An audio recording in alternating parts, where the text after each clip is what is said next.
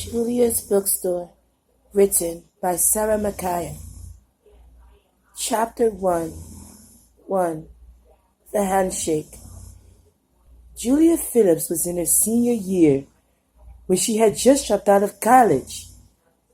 She had a lifelong dream of opening up her very own bookstore, then wound up hiring the wrong person. There was also a new president. And now, America, I now present to you all the new president of the United States. Clapping. Julia wore a 3-grand gray guest outfit.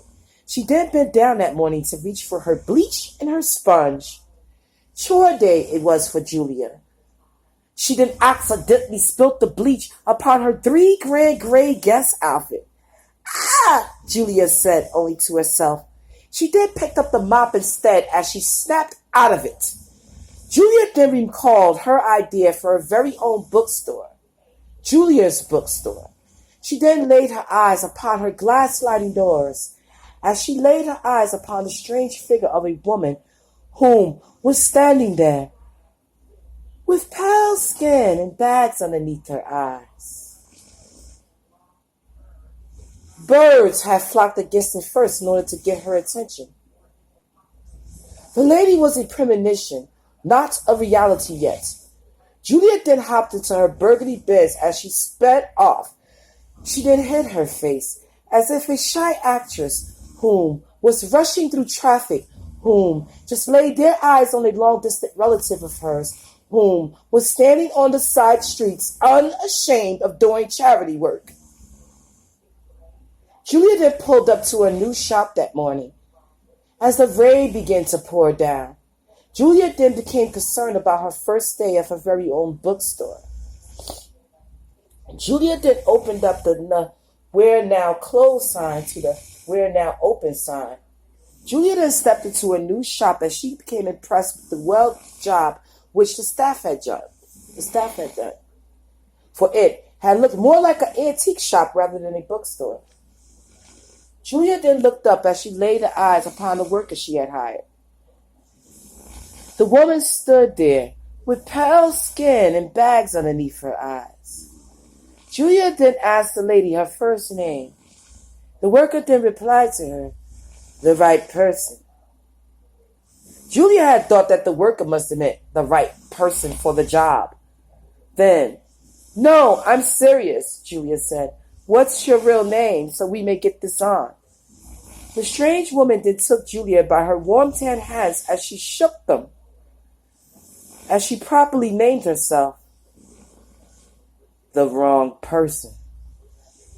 Julia then let go of the stranger's hand as she timidly looked down at the W-4 paperwork.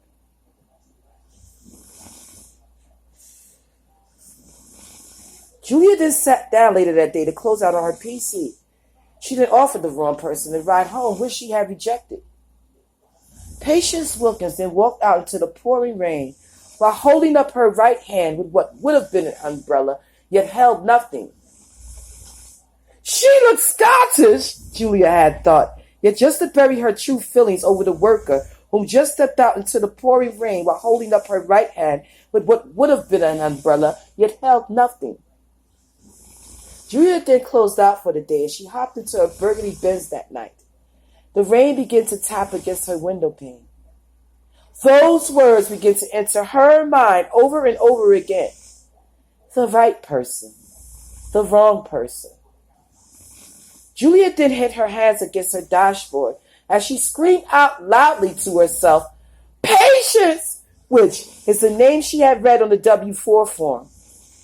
Julia had thought that the woman was a tad bit strange and chose to give her a sound mind and call her Patience Wilkins, which was the name she did read on the W-4 form.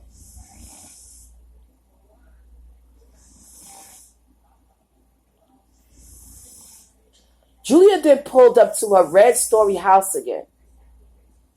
She then took a seat as she forgot all about the wrong person.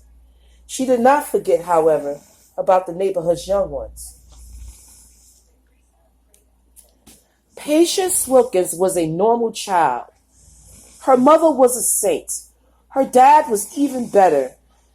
Yes, even her Jehovah's Witness family were too perfect, for they took her out to eat to KFC and to bowling.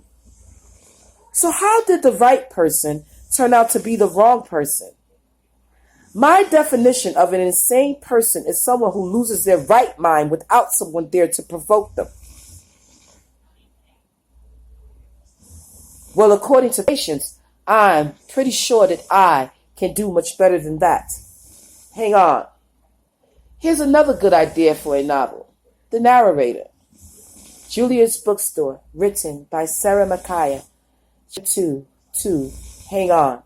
I woke the next morning at approximately 5 a.m. to open up her new shop. Julia had picked up her pants from the day before.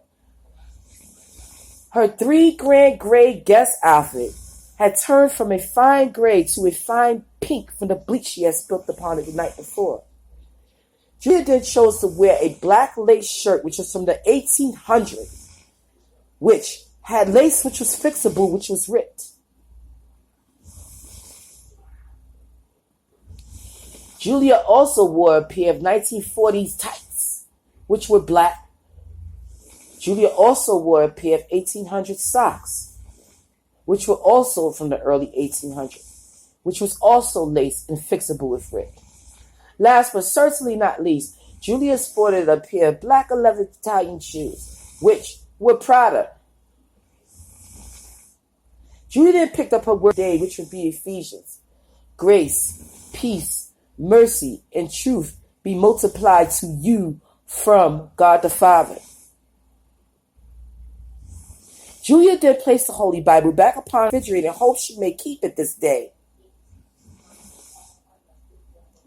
Julia then hopped into a burgundy Benz as she hit the interstate. Julia then crashed into an iron pole. Julia had swerved to the left. The Black Thunderbird had swerved to the right. Julia then got out of the burgundy Benz as she then became worried about her tags. The stranger in the Black Thunderbird then sped off. Julia stood there while looking lost inside, as she remembered her word of the day, which was Ephesians. Grace, peace, mercy, truth be multiplied to you from God the Father and even Jesus Christ. Julia began to feel a whole lot better inside after she remembered her scriptures. However, she avoided the gritty feelings over the stranger, who was not just trying to drive her insane, but off the road.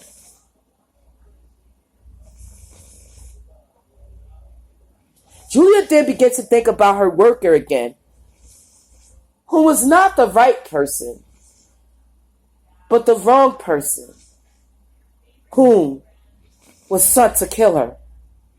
Julia's Bookstore, written by Sarah Micaiah.